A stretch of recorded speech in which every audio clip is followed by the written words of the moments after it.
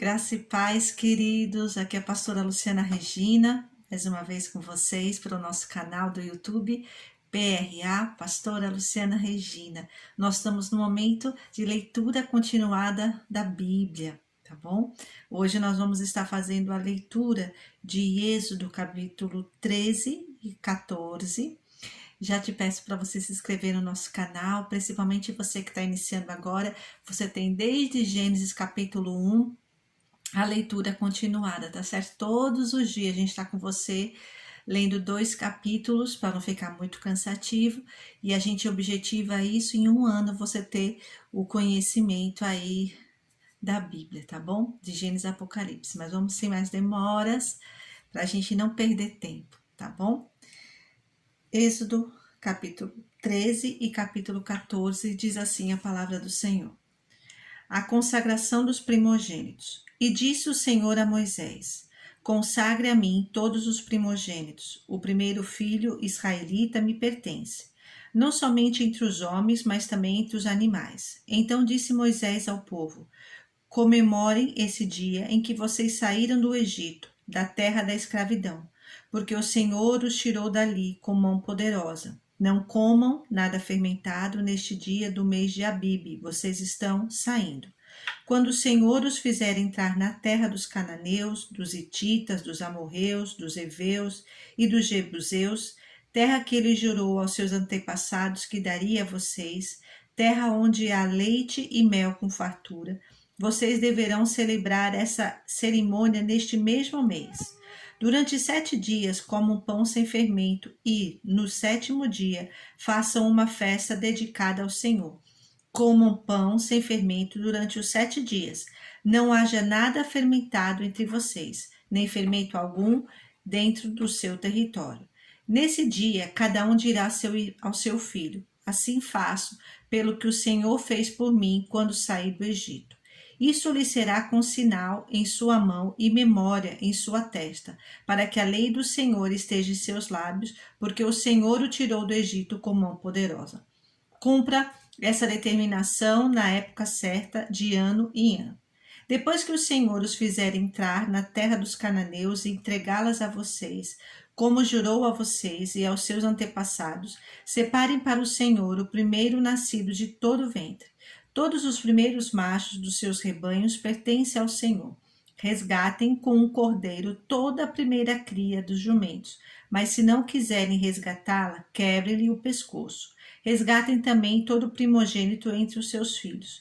No futuro, quando seus filhos lhes perguntarem o que significa isto, digam-lhes: com mão poderosa o Senhor nos tirou do Egito, da terra da escravidão. Quando o faraó resistiu e recusou deixar-nos sair, o Senhor matou todos os primogênitos do Egito, tanto os de homens como os de animais. Por isso, sacrificamos ao Senhor os primeiros machos de todo o ventre e resgatamos nossos primogênitos. Isto será como sinal em sua mão e símbolo em sua testa de que o Senhor nos tirou do Egito com mão poderosa. A partida dos israelitas. Quando o faraó deixou sair o povo, Deus não o guiou pela rota da terra dos filisteus, embora este fosse o caminho mais curto, pois disse: se eles se defrontarem com a guerra, talvez se arrependam e voltem para o Egito. Assim, Deus fez o povo dar a volta pelo deserto, seguindo o caminho que leva ao Mar Vermelho. Os israelitas saíram do Egito preparados para lutar. Moisés levou os ossos de José, porque José havia feito os filhos de Israel prestarem um juramento quando disse: Deus certamente virá em auxílio de vocês. Levem então os meus ossos daqui. Os israelitas partiram de Sucote e acamparam em Etã, junto ao deserto. Durante o dia, o Senhor ia diante deles, numa coluna de nuvem, para guiá-los no caminho, e de noite, numa coluna de fogo, para iluminá-los. E assim podiam caminhar de dia e de noite. A coluna de nuvem não se afastava do povo de dia, nem a coluna de fogo de noite. Capítulo 14. A perseguição dos egípcios. Disse o Senhor a Moisés: diga aos israelitas que mudem o rumo e acampem perto de Pi-Hairote, entre Migdol e o mar. acampem à beira-mar, de fronte de Baal-Zefon. O faraó pensará que os israelitas estão vagando confusos, cercados pelo deserto. Então endurecerei o coração do faraó e ele os perseguirá. Todavia, eu serei glorificado por meio do faraó e de todo o seu exército, e os egípcios saberão que eu sou o Senhor. E assim fizeram os israelitas. Contaram ao rei do Egito que o povo havia fugido. Então o faraó e os seus conselheiros mudaram de ideia e disseram: o que foi que fizemos? Deixamos os israelitas saírem e perdemos os nossos escravos. Então o faraó mandou aprontar a sua carruagem e levou consigo o seu exército. Levou todos os carros de guerra do Egito, inclusive 600 dos melhores desses carros, cada um com um oficial no comando.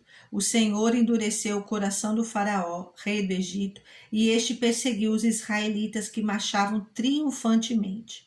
Os egípcios, com todos os cavalos e carros de guerra do faraó, os cavaleiros e a infantaria, saíram em perseguição aos israelitas e os alcançaram quando estavam acampados à beira-mar, perto de Piairote, defronte de Baal-Zefon. A travessia do mar. Ao aproximar-se o faraó, os israelitas olharam e avistaram os egípcios que marchavam na direção deles. E, aterrorizados, clamaram ao Senhor. Disseram a Moisés: foi por falta de túmulos no Egito que você nos trouxe para morrermos no deserto? O que você fez conosco, tirando-nos de lá? Já lhe tínhamos dito no Egito: deixe-nos em paz, seremos escravos dos egípcios, antes ser escravo dos egípcios do que morrer no deserto. Moisés respondeu ao povo: não tenham medo, fiquem firmes e vejam o livramento que o Senhor lhes trará hoje, porque vocês nunca mais verão os egípcios que hoje vêm. O Senhor lutará por vocês, tão somente acalmem-se. Disse então o Senhor a Moisés: por que você está clamando a mim? Diga aos israelitas que sigam avante. Erga a sua vara e estenda a mão sobre o mar, e as águas se dividirão para que os israelitas atravessem o mar em terra seca. Eu, porém, endurecerei o coração dos egípcios, e eles os perseguirão, e serei glorificado com a derrota do faraó e de todo o seu exército, com seus carros de guerra e seus cavaleiros. Os egípcios saberão que eu sou o Senhor quando eu for glorificado com a derrota do faraó, com seus carros de guerra e seus cavaleiros. A seguir, o anjo de Deus que ia à frente dos exércitos de Israel retirou-se, colocando-se atrás deles. A coluna de nuvem também saiu da frente deles e se pôs atrás, entre os egípcios e os israelitas. A nuvem trouxe trevas para um e luz para o outro, de modo que os egípcios não puderam aproximar-se dos israelitas durante toda a noite. Então Moisés estendeu a mão sobre o mar, e o Senhor afastou o mar e o tornou em terra seca, com um forte vento oriental que soprou toda aquela noite. As águas se dividiram, e os israelitas atravessaram pelo meio do mar em terra seca, tendo uma parede de água à direita e outra à esquerda. Os egípcios os perseguiram, e todos os cavalos, carros de guerra e cavaleiros do faraó foram atrás deles até o meio do mar. No fim da madrugada, do alto da coluna de fogo e de nuvem, o Senhor viu o exército dos egípcios e o pôs em confusão. Fez que a roda dos seus carros começassem a soltar-se, de forma que tinham dificuldade em conduzi-los. E os egípcios gritaram: vamos fugir dos israelitas, o Senhor está lutando por eles contra o Egito. Aleluia. Mas o Senhor disse a Moisés: estenda a mão sobre o mar, para que as águas voltem sobre os egípcios, sobre os seus carros de guerra e sobre os seus cavaleiros. Moisés estendeu a mão sobre o mar, e ao raiar do dia, o mar voltou ao seu lugar. Quando os egípcios estavam fugindo, foram de encontro às águas, e o Senhor os lançou ao mar. As águas voltaram e encobriram os seus carros de guerra e os seus cavaleiros, todo o exército de Faraó, que havia perseguido os israelitas mar adentro. Ninguém sobreviveu, mas os israelitas atravessaram o mar pisando em terra seca, tendo uma parede de água à direita e outra à esquerda. Naquele dia, o Senhor salvou Israel das mãos dos egípcios, e os israelitas viram os egípcios mortos na praia. Israel viu o grande poder do Senhor contra os egípcios. Temeu o Senhor e pôs nele a sua confiança, como também em Moisés, seu servo. Aleluia, queridos, que palavra tremenda, que coisa maravilhosa a gente ver aqui, estudar, conhecer, relembrar a manifestação do poder desse Deus.